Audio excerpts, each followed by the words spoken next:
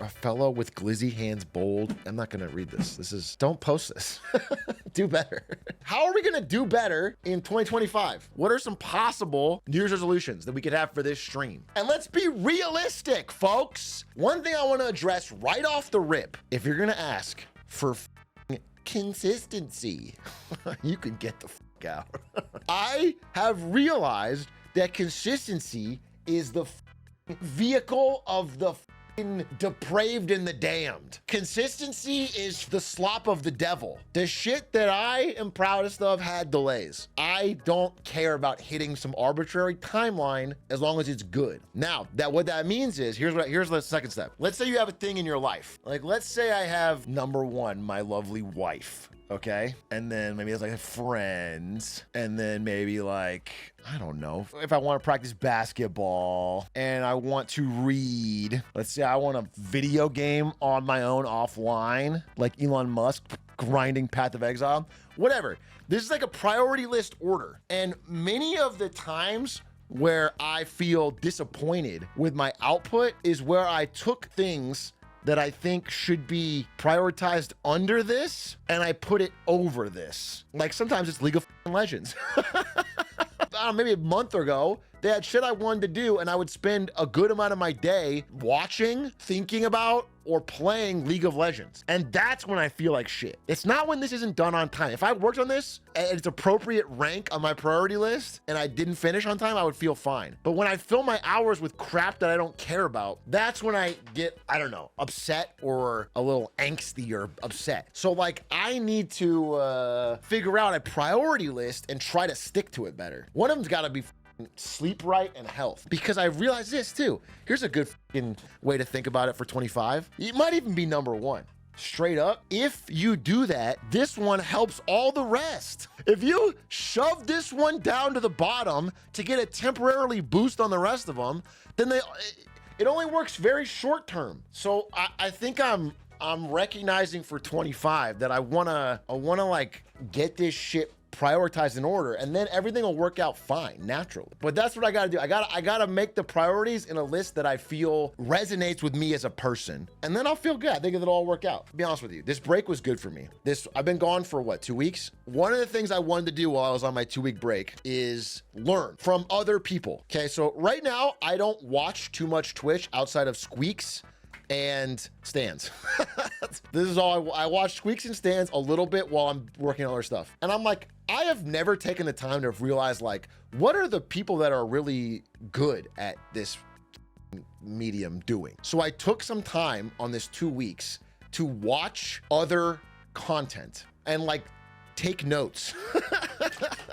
I took notes, bro. I'm not kidding. And I'm like trying to figure out like what are the things I can learn or do better. I think it'd be a fun experiment. How do I say this without kicking off the new year in such a crazy way? I looked at content from people I thought were doing the best viewer-wise in the space of like discussing events and the news. And so I realized that a vast majority of people online get their opinions from one of these 3 people. One of these 3 people. This is what I found out. This is my research discovered, is a lot of people get their opinions from one of these 3 people. And so I watched a little bit, I'm not gonna say I'm an expert, but a little bit of all of their mostly YouTube content, all right? I just wanted to see what is different, what's unique. And I should clarify, all right? This is such a holy war between these people. I have no involvement in it. I truly don't. If you're a deep, passionate, angry online person about this whole thing, this is not the community for you. That's not what I'm talking about, okay? But I do wanna say that I think there is a space for something else. I watched it and I was like, man, I do think there's a market opportunity for something else. So that is what I'm kind of looking at as I try to work harder in 2025. I'm learning from people who are doing better than me, of course, but I sincerely think that there's a space for something else. That plus all my everything tax-wise, financially, no debt. I just feel like I'm in a spot where I can like Just run. You forgot about MAGA male Lud? By the way, oh, speaking of Ludwig, this is a separate topic, but we can go off topic real quick. At the New Year's party last night, I'm not sure Lud will ever upload a video ever again. I'm not sure Ludwig will upload a video ever again because Ludwig texted Stans, who hosted this party, hey, I'm gonna come. Not, well, that sounds, pause. I'm headed to the party, or whatever, I'm going to the party. And then proceeded to not come to the party and play League of Legends all night, offline, alone. He's actually in the absolute depths, like when I was addicted. I'm literally seeing a flashback to myself in college. He played the same amount of games that I would play in college, like 18 to 20 games in a day. That is peak, that's almost depression levels, which is funny because he's not depressed. So he didn't make it to the party, which is sad because it was really fun. But I want to get this on record. Ludwig, let's pull up his old BGG real quick. He's silver 2, but he's on the uptrend. Oh my God, just so many games. 20 games, 10 wins, 10 losses. That's just a day lost. A full day of arguing with teammates and stressing and trying and winning and nothing happened. This is the type of day that made me quit, by the way, back in late college. I remember a specific Saturday where my friends were doing things. They went out and did stuff and I said no, played 20 games in a day and ended up 2 LP down from where I started. And I remember thinking, what the f am I doing with my youth and my life? But bro is now 30 and doing this, and also could do anything. Bro is a millionaire in LA, rich and famous friends, and is spending his time alone playing. It's crazy. It's actually an addiction. It's actually like heroin. But what I want to say is, I see why he's doing it. I respect him for doing it. He is actually a real grinder. All this has done is increase my respect for Ludwig. I'm gonna take a different take than a lot of you are taking, okay? I have seen so much pettiness and vindictiveness and outright anger from people in his chat or his Reddit, especially when he was doing well. When he started climbing into gold, their skin was boiling. They were getting so mad because this dude was passing their rank after all the shit they talked.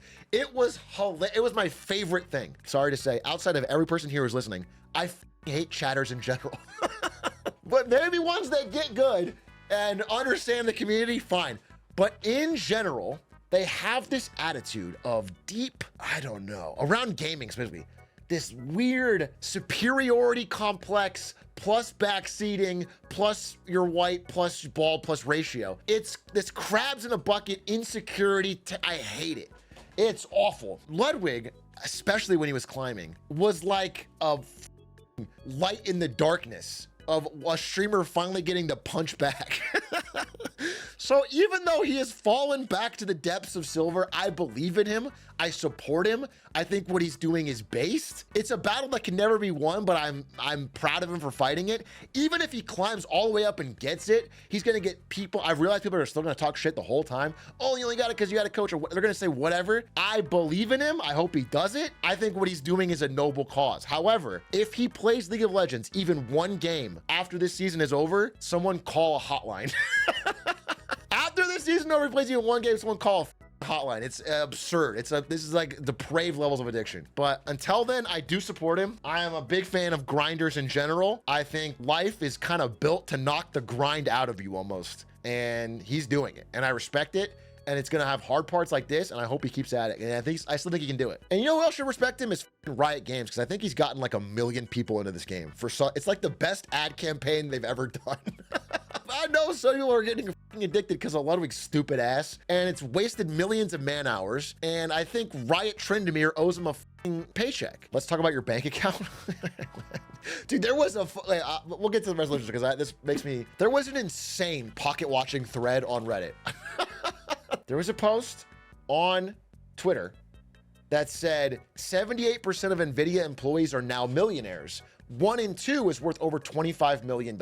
I have no idea what bastardized source this came from. This cannot be true. This is not true. The company would not function.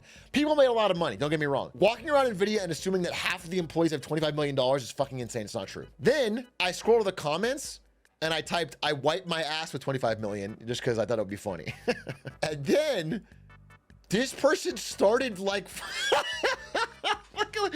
this is crazy. They're like combing through available NVIDIA data trying to pocket watch on a deeper level than I ever seen. By the way, I can tell you, whoever spent this absurd amount of time, all of this is wrong.